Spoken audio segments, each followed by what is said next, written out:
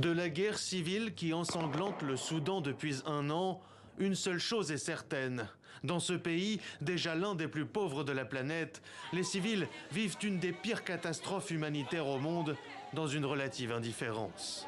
Une situation qui pourrait encore s'aggraver avec la saison des pluies qui approche. D'après les experts et les ONG sur place, 18 millions de personnes sont en insécurité alimentaire aiguë. Nous nous trouvons en fait dans une situation critique, car les moyens de subsistance ont été perturbés, la production alimentaire a été interrompue, la population dépend entièrement de l'aide extérieure pour se nourrir. Et comme vous le savez, les niveaux de financement à la fois des Nations Unies et du mouvement de la Croix-Rouge et du Croissant-Rouge sont insuffisants.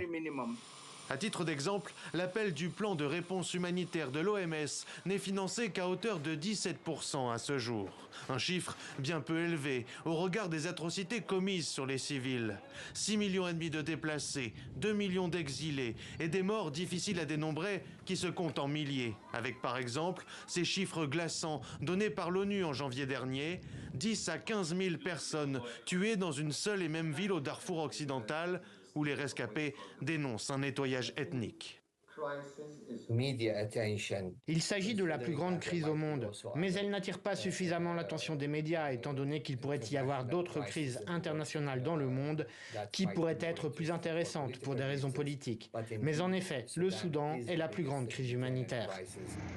Pillages, tueries, violences sexuelles, violences ethniques, enfants enrôlés de force, ni l'armée d'Abdel Fattah al-Burhan, ni les paramilitaires, les FSR du général Mohamed Hamdan Daglo ne semblent se priver des pires exactions. Les FSR tiennent le terrain principalement à Khartoum et au Darfour, quand l'armée pilonne depuis les airs leur position sans qu'aucun ne parvienne à prendre l'avantage. Un combat qui se mène aussi à l'étranger, où les deux chefs de file des belligérants multiplient les déplacements pour faire valoir leurs intérêts. Le fait que les négociations soient principalement façonnées par une sorte d'intervention politique régionale facilite une situation de forum shopping. Cette pratique qui consiste à saisir le tribunal le plus favorable. Les deux belligérants peuvent choisir le soutien qu'ils veulent, par exemple l'Arabie Saoudite ou un pays du Golfe, et lorsque cela ne fonctionne pas, ils se tournent vers l'Union européenne ou vers les pays est-africains de l'IGAD. Émirats arabes unis, Égypte ou encore Iran, attirés par l'or soudanais ou le pouvoir d'influence régionale, les multiples ingérences étrangères compliquent encore un peu plus les négociations au point mort depuis près de 6 mois désormais.